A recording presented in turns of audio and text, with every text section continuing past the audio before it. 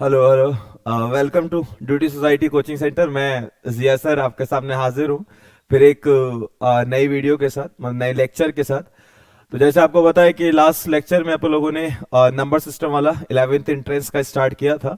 और number system में आप लोगों ने बताया था कि कितने सवाल पूछे जाते हैं और क्या क्या नंबर सिस्टम पे, जैसे टाइप्स ऑफ नंबर्स बताया था उसमें। अपने लोगों ने कॉम्प्लेक्स नंबर के बारे में सीखा था कि कॉम्प्लेक्स नंबर क्या होता है, या अपने लोगों ने सीखा था कि इमेजिनरी और रियल में क्या फर्क होता है और कैसे आप लोग पहचानते हैं कि कौन सा इमेजिनरी है या कौन सा रियल है। ठीक है, चलो उसी के आगे अपन लोग पढ़ते हैं, समझेंगे रे। जैसे नेक्स्ट आता है स्मॉल आई के बारे में। तो स्मॉल आई के बारे में अपन लोग सिखाते हैं आपको। स्मॉल आई मतलब क्या होता है रे? आयोटा, है ना। कम चांसेस होते हैं इस पे सवाल पूछे जाने के, लेकिन पूछे जा सकते हैं क्योंकि नंबर्स का पार्ट है ये भी। स्मॉल आई अपन लोग क्या बोलते हैं इसको? आयोटा। अपने को एक वैल्यू याद करना पड़ता है, जो अपन लोगों ने लास्ट क्लास में आपको बताया था कि स्क्वायर रूट ऑफ -1 जो होता है वही स्मॉल आई के बराबर होता है। मतलब अगर कोई बोले कि स्मॉल आई की वैल्यू क्या होती है, तो अपन लोग बोलते हैं कि वो स्क्वायर रूट ऑफ -1 होता है। ठीक है। अच्छा, अगर मैं दोनों साइड स्क्वायरिंग करूंगा तो मुझे क्या मिलेगा कि आई स्क्वायर बराबर हो जाएगा -1 के। तो मतलब आपको जो और समझना है या याद रखना है कि आई स्क्वायर की वैल्यू जो है वो -1 के बराबर होता है। ठीक है, बस इतना आपको ख्याल रखना है। अब मैं आई की पावर में कोई भी एक इंटीजर दे दूंगा, फिर आप आसानी से निकाल सकते हो। आपको बस ये ख्याल रखना है कि सर जी, जहां कहीं भी आई स्क्वायर आएगा मैं उसकी जगह पे क्या पुट कर दूंगा? -1 पुट कर दूंगा। जैसे मैं समझाता हूँ एग्जाम्पल लेके, है ना। मान लो सवाल पूछा गया कि आई की पावर 3 की वैल्यू क्या होगी, है ना। आई की पावर 3 की वैल्यू क्या? अब अपने को पता नहीं कि आई की पावर 3 की वैल्यू क्या होती है, अपने को सिर्फ ये पता है कि आई स्क्वायर की वैल्यू क्या होती है। तो मैं क्या करूंगा, मैं इस आई की पावर 3 को ना तोड़कर ऐसे लिख सकता हूं, आई स्क्वायर मल्टीप्लाई बाई आई। लिखा जा सकता है, बिल्कुल लिखा जा सकता है, आई स्क्वायर मल्टीप्लाई बाई आई। अब आई स्क्वायर की वैल्यू क्या होती है? -1। आगे कौन? मल्टीप्लाई बाई आई। अब -1 इंटू आई कितना आएगा? माइनस का आई। मतलब अगर कोई पूछे कि बताओ आई क्यूब की वैल्यू क्या होगी, तो मैं सिंपल बोलूंगा कि वो -आई के बराबर हो जाएगा। ठीक है। ऐसे ही मान लो सवाल पूछा गया कि आई की पावर 4 की वैल्यू क्या होगी। अब आई की पावर 4 की वैल्यू भी नहीं पता, अपने को सिर्फ वैल्यू किसकी पता है? आई स्क्वायर की। तो मैं क्या करूंगा, मैं आई की पावर 4 को लिख सकता हूं ना, i square multiply by i square, है ना। अब i square is -1 multiply by -1, answer कितना है? +1। ये भी आपको समझ में आया होगा। मान लो फिर मैंने पूछा कि बताओ आई की पावर 5 की वैल्यू क्या होगी। अब फिर आई की पावर 5 याद नहीं आया, लेकिन मेरे को क्या पता है कि आई स्क्वायर की वैल्यू क्या होती है। तो मैं क्या करूंगा, आई की पावर 5 को क्या लिखूंगा रे? I square multiply by i square multiply by i. ठीक है ना। अब बताओ आई स्क्वायर की वैल्यू क्या रे? आप ही से पूछ रहे, -1 ही आएगा ना, फिर -1 आएगा, फिर क्या होगा? आई। तो ये आपका आंसर जो है वो किसके बराबर आ जाएगा? स्मॉल आई के बराबर। ठीक है। अब मन में सवाल है, सर चलो छोटी पावर थी, आप आसानी से तोड़ पा रहे थे और बता पा रहे थे कि उसकी वैल्यू क्या आने वाली है। सर जी सोचो कि अगर आई की पावर किसी ने 22 दे दी, है ना सर। मान लो सर किसी ने आई की पावर 100 दे दी, या मान लो सर टीचर जो है उन्हें घर पे लड़वड़ के आ गया और उसने दे दिया आई की पावर 2 3 2 4 2 0 करके। अब तो सर कॉपी भर दोगे, है ना। आंसर कैसे निकालोगे फिर? चलो उसका भी तरीका बनाया गया, सुनो जी। बोला गया, सुनना अच्छे से, है ना। बोला गया कि जब भी आई की पावर 4 या 4 से ज्यादा हो, मतलब आपको ऐसा दिखाई दे कि आई की पावर 4 है, ये 4 से ज्यादा है, तो आप लोग करते हैं कि आप लोग उस पावर को 4 से डिवाइड करते हैं। मतलब जब भी आई की पावर आप 4 या 4 से ज्यादा देखो, तो आप क्या करना, आप उस पावर को 4 से डिवाइड करना। अब डिवाइड करने पे जितना भी रिमाइंडर बचे उतना आई की पावर में रख देंगे। बात समझ में आ रही है ना। तो जैसे मैंने क्या बोला कि आई की पावर अगर 4 है, ये 4 से ज्यादा है, तो उस पावर को 4 से डिवाइड करेंगे और डिवाइड करने पे जितना रिमाइंडर बचेगा उतना आप लोग कहां रख देंगे? आई की पावर में रख देंगे। मैं चेक करके दिखाता हूं। जैसे ये आई की पावर 4 था, इसकी वैल्यू अपन की आंसर 1 आ रहा था। अब अपन लोग डायरेक्ट वाले मेथड से करते हैं। पावर में 4 है, 4 को 4 से डिवाइड किया, जैसे मैंने 4 को 4 से डिवाइड किया तो रिमाइंडर क्या बचा? आप बोलोगे सर 0, तो ये मिल जाएगा आई की पावर 0। और किसी की पावर 0 होने का मतलब क्या होता है रे? 1, है ना। तो इसका मतलब आई की पावर 4 की वैल्यू 1 आ गया और 1 ही आया था। चलो इसमें चेक कर लेते हैं। आई की पावर 5 है, 5 को किससे डिवाइड किया? 4 से। जब 5 को 4 से डिवाइड करोगे तो रिमाइंडर क्या आएगा? 1 आएगा रे। तो आप बोलोगे सर आई की पावर 1 बचेगा, और आई की पावर 1 मतलब क्या होता है? आई, और आई पहले आया था। समझ में आई बात? इसे देखो, आई की पावर 22 है, आपने 22 को 4 से डिवाइड किया, जैसे ही आप 22 को 4 से डिवाइड करोगे तो रिमाइंडर क्या बचेगा? 2। तो आप बोलोगे सर ये मिलेगा आई की पावर 2, और आई की पावर 2 की वैल्यू क्या होती है रे? -1। तो ये आपका -1 हो जाएगा। अभी आई की पावर 100 है, आपने क्या करा, 100 को 4 से डिवाइड किया है ना। अब आपको पता है सभी लोगों को कि 100 जो है 4 से एग्जैक्टली डिविजिबल होता है। अब जब एग्जैक्टली डिविजिबल हुआ तो आप बोलोगे सर जी रिमाइंडर आएगा 0, तो आई की पावर 0 मतलब वैल्यू क्या हुई 1। मतलब कोई पूछे कि बताओ आई की पावर 100 की वैल्यू किसके बराबर होगा, तो आप लोग बोलेंगे कि वो 1 के बराबर होगा। नेक्स्ट देखो रे, ये बड़ी सी वैल्यू है। बोला सर जी 4 से डिवाइड करने में टाइम लगेगा, तो फिर याद कर बचपने में क्या सीखता था, डिविजिबिलिटी टेस्ट सीखा करता था ना, कि 4 का डिविजिबिलिटी टेस्ट क्या होता है। तो सिखाया करता था टीचर के अगर किसी भी नंबर का लास्ट का 2 डिजिट अगर 4 से डिविजिबल हो जाए तो होल नंबर 4 से डिविजिबल हो जाएगा। तो क्या इसका लास्ट का 2 डिजिट 4 से डिविजिबल है? आप बोलोगे सर जी हाँ जी है। अगर 4 से डिविजिबल है तो इसका मतलब पूरा नंबर 4 से डिविजिबल होगा, और जब पूरा नंबर 4 से डिविजिबल हुआ तो इसका मतलब रिमाइंडर क्या बचेगा सर जी 0। तो इसका रिमाइंडर क्या बचा 0, और आई की पावर 0 की वैल्यू क्या होती है 1। समझ में आया होगा इतना। तो एक कॉन्सेप्ट समझ में आया कि वैल्यू याद करनी है आई स्क्वायर की, आई स्क्वायर बराबर -1 के होता है। अब चाहो तो आई क्यूब भी याद रख लो, आई क्यूब बराबर माइनस आई के होता है। बाकी सब आप लोगों ने वैल्यू यहां से फाइंड किया है, ठीक है ना। यहाँ तक एक और देखना रे, अगर मान लो कि मैं आपसे सवाल ऐसे पूछता, मैं आपसे सवाल पूछता कि सिंप्लीफाई करना है आपको, सिंप्लीफाई करना है आई की पावर 400 प्लस आई की पावर 401 प्लस आई की पावर 402 प्लस आई की पावर 403, ठीक है। मतलब इतना देने के बाद मैंने पूछा कि इसको सिंप्लीफाई करके बता इसका आंसर क्या आएगा। ठीक, अब लोग सर जी आसान है, बहुत आसान है। अब लोगों ने करा क्या सर, सर देखो पावर में पावर अगर आपने बताया 4 या 4 से बड़ी हो तो उस पावर को 4 से डिवाइड कर लिया करो, ठीक है। तो मैंने क्या करा, चलो कर लो। 400 को 4 से डिवाइड करेंगे तो रिमाइंडर 0, 401 को 4 से डिवाइड करेंगे तो रिमाइंडर 1, 402 को 4 से डिवाइड करेंगे तो रिमाइंडर 2, 403 को 4 से डिवाइड किया तो रिमाइंडर कितना आया 3। चलो ठीक है, आई की पावर 0 कितना जी 1, आई की power 1 I square -1 I cube minus I, +1 -1 cancel, plus I minus I cancel, answer क्या आ गया 0। आंसर क्या है रे 0। अब इसी को थोड़ा सा और आगे सोचा, बोला गया कि जब कभी भी ना आई की पावर में 4 कंसेक्यूटिव नंबर आ जाए, अगर आई की पावर में 4 कंसेक्यूटिव नंबर आ जाए, कंसेक्यूटिव मतलब लगातार वाले नंबर, जैसे या 403 तक दे रखा है, इसके बाद आई की पावर 404 हो जाए, आई की पावर 405, आई की पावर 406, आई की पावर 407, जब भी आई की पावर में 4 कंसेक्यूटिव नंबर्स आते हैं तो उनका सम जो है वो हमेशा 0 ही आता है। अब 4 की जगह पे अगर 5 हो जाए, 3 हो जाए, 2 हो जाए, बीच में माइनस आ जाए तो फिर 0 नहीं आएगा। 0 कब आएगा, जब आई की पावर में कितने आएंगे 4 कंसेक्यूटिव नंबर्स। इसी पे एक सवाल बना, इस तरह से पूछा गया कि सिंप्लीफाई करना है आई की पावर n प्लस आई की पावर n+1 प्लस आई की पावर n+2 प्लस आई की पावर n+3। उम्मीद है जैसे ही मैंने सवाल लिखा होगा आप सभी ने आंसर दे दिया होगा, सर जी किसके बराबर होगा, आंसर होगा 0 के बराबर। क्योंकि आपने क्या देखा कि सर जी आई की पावर में 4 कंसेक्यूटिव नंबर बैठे हैं, कौन कौन रे, n बैठा है सर, फिर उसके बाद n+1 आया, n+2 आया, n+3 आया, सर इसका आंसर किसके बराबर आएगा 0 के बराबर, ठीक है ना। लेकिन मन में सवाल दौड़ा, सर चलो चलो ये तो डायरेक्ट था ना, डायरेक्ट बोल दिया, नहीं सर मेरे अंदर चुल है, मेरे को तो पूरा ही सॉल्व करके बताओ रे, पूरा सॉल्व कैसे होगा। चलो पूरा एक बार सॉल्व करते हैं ना। मतलब सर यहां पे तो पावर में कोई नंबर बैठा था तो मैं 4 से डिवाइड कर पा रहा था, सर यहां तो कोई नंबर नहीं बैठा तो डिवाइड कैसे करूंगा, कोई मसला नहीं है, सोचते हैं। चलो मैंने क्या करा, आई की पावर n को ऐसे रख लिया जैसा दे रखा है। अब नेक्स्ट वाला आप देखो रे, ये आई की पावर n+1 को समझना, आई की पावर n+1 को समझना। आप देखो इसके पावर में 2 नंबर बैठे हैं, इसके पावर में 2 नंबर बैठे हैं और उनके बीच में लगा है प्लस। जब भी पावर में बैठे हो 2 नंबर और बीच में लगाओ प्लस तो वो हमेशा शो करता है मल्टीप्लाई को। मतलब मैं क्या कहना चाह रहा हूं मैं आपको समझाता हूं।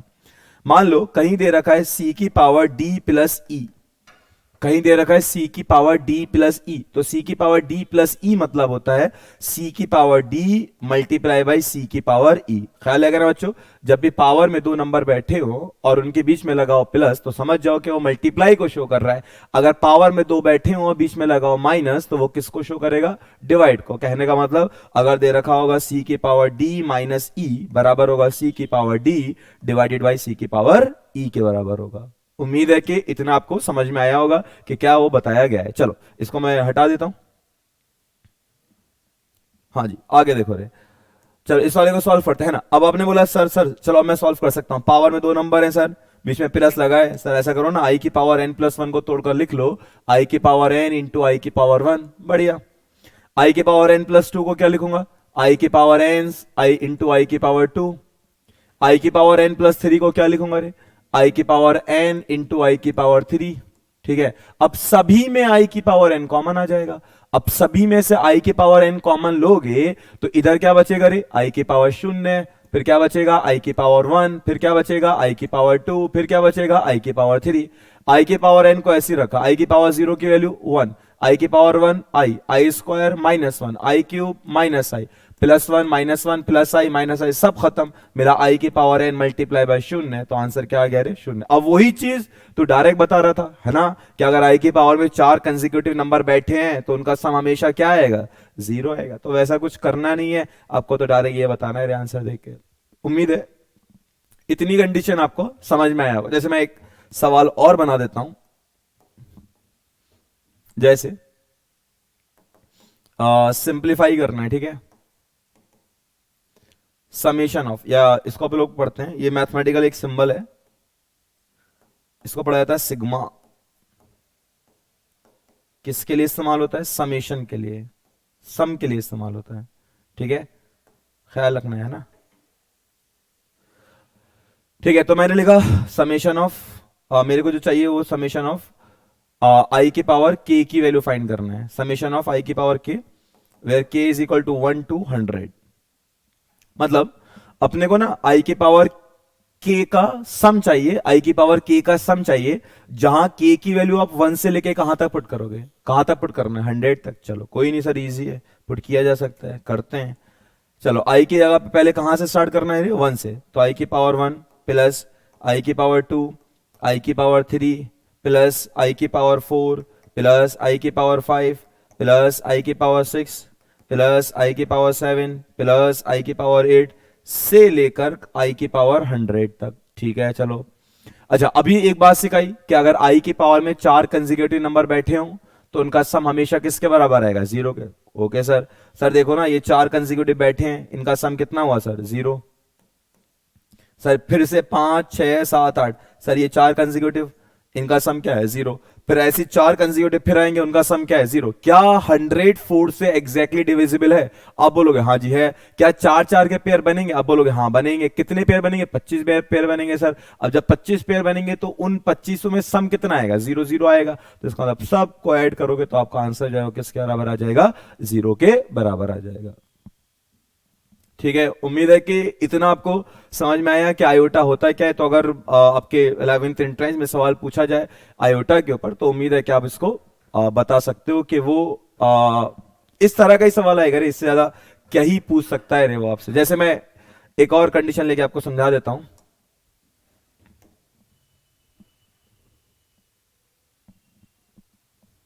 ठीक है, तो मैं नेक्स्ट वाला समझा देता हूं आपको। जैसे मान लो कि आपके पास दे रखा है एक और, बस जैसे आई की पावर -3 है, फिर उसके बाद नेक्स्ट टॉपिक और देख लेंगे।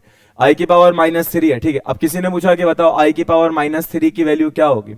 आप सभी को पता है कि जब भी पावर नेगेटिव बैठी हो तो उसको पॉजिटिव बनाया करो। अब पावर नेगेटिव से पॉजिटिव कैसे बनेगी, अगर वो न्यूमरेटर में बैठा है तो कहां लेके जाओगे, डिनोमिनेटर में। तो आप क्या लिखोगे इसे, 1 अपॉन, अब इसे क्या लिख सकते हो, 1 अपॉन आई की पावर 3। ठीक है जी। अब आई की पावर 3 की वैल्यू क्या होती है, माइनस का आई, माइनस ऊपर ले जाओ, माइनस का 1 अपॉन आई। पता है आयोटा के साथ एक प्रॉब्लम है, आयोटा जब भी अपने आप को डिनोमिनेटर में देखता है ना, तो वो चाहता है कि मेरे को डिनोमिनेटर से हटाओ, मतलब वो डिनोमिनेटर में रहना नहीं चाहता। तो तुमको यहाँ पे आयोटा डिनोमिनेटर में दिखाई दे रहा है, तुम उसको हटाओगे। अब हटाओगे कैसे, तुम करना क्या, ऊपर नीचे आयोटा से मल्टीप्लाई कर लेना। तो ऊपर कराओगे तो माइनस का आयोटा और नीचे मिलेगा आई का स्क्वायर। ऊपर मिला माइनस आई और नीचे मिला माइनस का 1, माइनस 1 खत्म हुआ, तो आंसर किसके बराबर रहेगा, स्मॉल आई के बराबर आ जाएगा। इसका मतलब अगर कोई पूछे कि आई की पावर -3 की वैल्यू किसके बराबर होगा, तो बोला जा सकता है कि वो स्मॉल आई के बराबर हो जाएगा।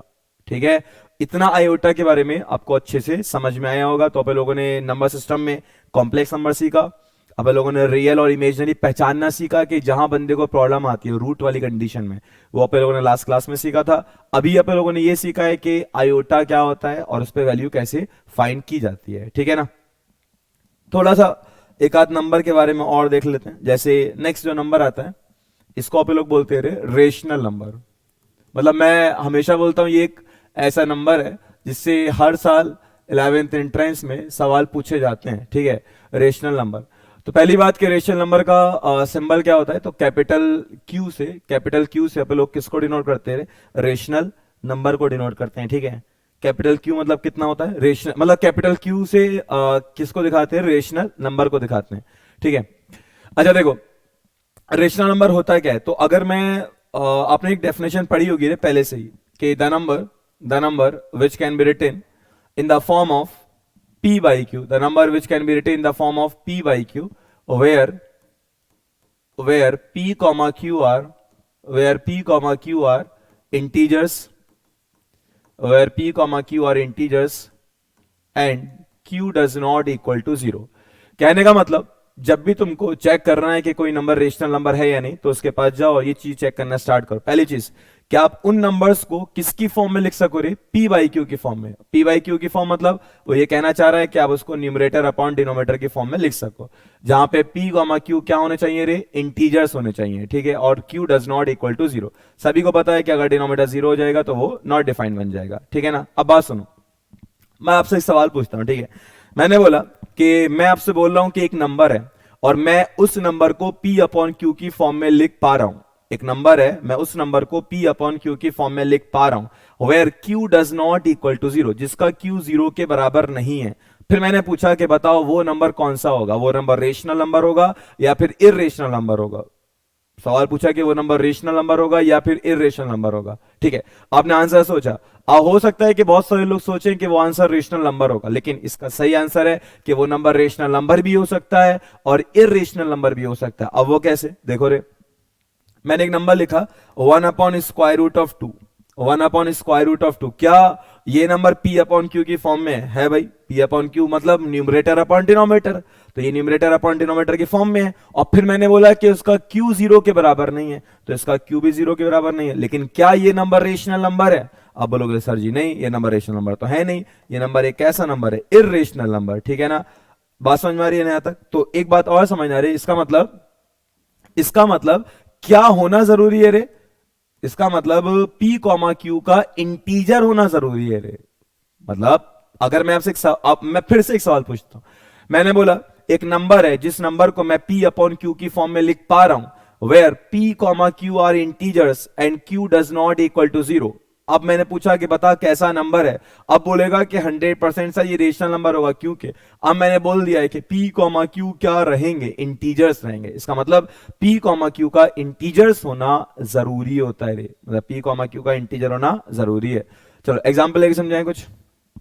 देखो जी, जैसे 5/7 क्या है, बिल्कुल है, कैसा रेशनल नंबर है, पॉजिटिव। बेसिक से एग्जाम्पल है, बचपन में सिखा दिए जाते हैं। माइनस का 3/5 रेशनल नंबर है, हाँ जी है नेगेटिव। क्या 0 रेशनल नंबर है, सभी को पता है सर, 0 को 0/1 लिखते हैं, ये भी रेशनल नंबर है, ठीक है ना। चलो और एग्जाम्पल ले लेते हैं, बढ़िया सा एग्जाम्पल है 22/7 करके। 22/7 क्या रेशनल नंबर है, बिल्कुल रेशनल नंबर है सर, क्योंकि सर ये किसकी फॉर्म में, p अपॉन क्यू की फॉर्म में, p भी इंटीजर है, q भी इंटीजर है, and q does not equal to 0 है।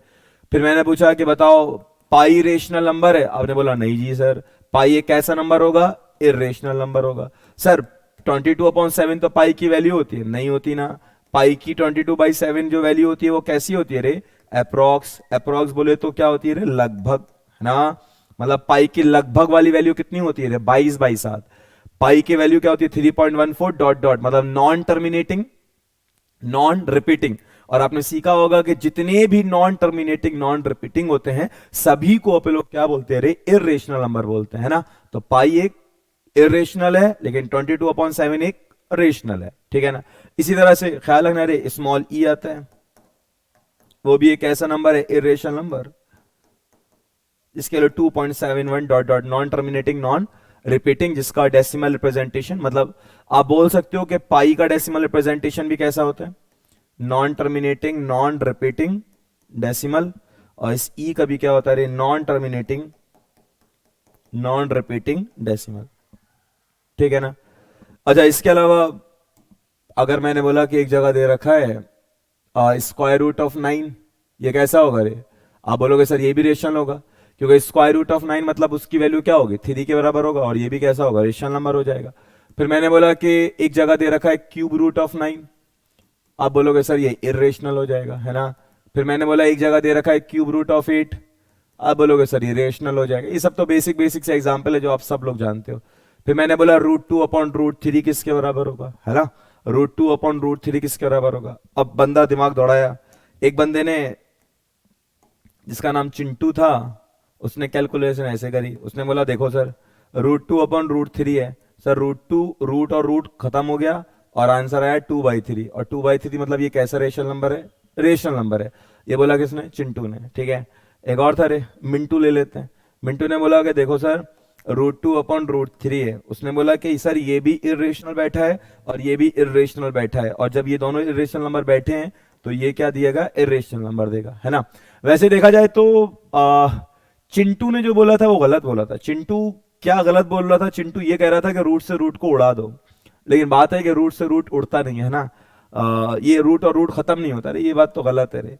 अब इसने भी जो बोला है वो भी सही नहीं है, लेकिन इसमें चल जाएगा, क्योंकि ये सब आपको पता होगा रे पहले से कि जब तुम कभी इर्रेशनल नंबर को इर्रेशनल नंबर के साथ डिवाइड कराते हो तो आंसर आता है मे बी इर्रेशनल और रेशनल, है ना। मतलब जब दो इर्रेशनल नंबर को डिवाइड किया जाता है तो आंसर आता है मे बी इर्रेशनल और रेशनल। लेकिन इस कंडीशन में था ऐसे कि ये सिंप्लीफाई करने के बाद भी रेशनल नंबर नहीं बन रहा था, तो ये इसका आंसर जो होगा वो इर्रेशनल नंबर ही होगा, मतलब ये इर्रेशनल नंबर वाला आंसर सही है, ठीक है। जैसे एक एग्जांपल और लेके दिखाता हूं आपको, √12/√3। अब वो जो चिंटू था वो तो वैसे ही गलत था, है ना। चिंटू तो रूट रूट को उड़ा रहा था, वो तो वैसे ही गलत था। और वो जो मिंटू था या पिंटू जो भी था रे, मिंटू पिंटू जो भी था, उसने ऊपर इर्रेशनल देखा था, नीचे इर्रेशनल नंबर देखा था और बोल दिया था कि इर्रेशनल नंबर ही आएगा। अब वो यहाँ फेल होगा, है ना। अब मिंटू बोलेगा देखो भैया वो इर्रेशनल है, वो इर्रेशनल है। अब इर्रेशनल बाई इर्रेशनल, वो बोलेगा इर्रेशनल होगा, लेकिन ये भी गलत है ना। अब √12 है, √12 को लिख सकते हो 4 × 3, मतलब ये क्या मिलेगा 2√3 डिवाइड बाय कौन, √3। अब √3 उड़ जाएगा, क्या मिलेगा 2, और 2 एक ऐसा नंबर है रेशनल नंबर, है ना। तो ये कुछ बेसिक से एग्जांपल, जैसे अभी ये 2024 में आया था ना एक सवाल, कि पूछा गया था कि बताओ पाई माइनस का 22/7 एक कैसा नंबर है ना। 22 पाई माइनस का 22/7 एक रेशनल नंबर या इरेशनल नंबर है। तो सभी को पता है कि पाई एक इरेशनल है और 22/7 एक रेशनल है, और जब कभी इरेशनल में से रेशनल को माइनस किया जाता है तो आंसर क्या आता है, ऑलवेज इरेशनल आता है। आंसर क्या आता है, ऑलवेज इरेशनल। तो इसका आंसर क्या होता है, ऑलवेज इरेशनल। अब लेकिन एक बंदा है जो ज्यादा दिमाग लगाया, उसने क्या करा, पाई की वैल्यू 22/7 पुट कर दी। अब 22/7 और 22/7 को उड़ा दिया और बोल दिया कि सर रेशनल नंबर आ गया। तो ऐसा नहीं करने, आप लोग क्लास में बोलते हैं ना ऑफलाइन में कि ऐसी वाली चीज को आप लोग मैथमेटिक्स को बोलते हैं ना फेसबुक वाली मैथमेटिक्स, या वो इंस्टाग्राम वाली मैथमेटिक्स, है ना। ये वाली मैथमेटिक्स जो गलत, जैसे मैंने क्लास में हमेशा बताता हूँ कि एक जगह देखा था मैंने एक रील में, वहां लिखा था कि 1 + sin x/n को प्रूव करना था कि 7 के बराबर है ना। 1 + sin x/n को प्रूफ करना था, वो 7 के बराबर है। तो वो जो फेसबुक वाली मैथमेटिक्स या इंस्टाग्राम वाली मैथमेटिक्स थी, उसने कैलकुलेशन कैसे की पता है, उसने ये वाला n और ये वाला n उड़ा दिया, ऊपर बचा 1 + SIS6 और कितना होता है 7। देखा रे, प्रूफ हो गया ना। तो ऐसा वाला अपने को नहीं सोचना है रे, अपने को असलियत वाली मैथमेटिक्स सीखनी है रे, असली वाली मैथमेटिक्स, फर्जी वाली नहीं सीखनी है, ठीक है।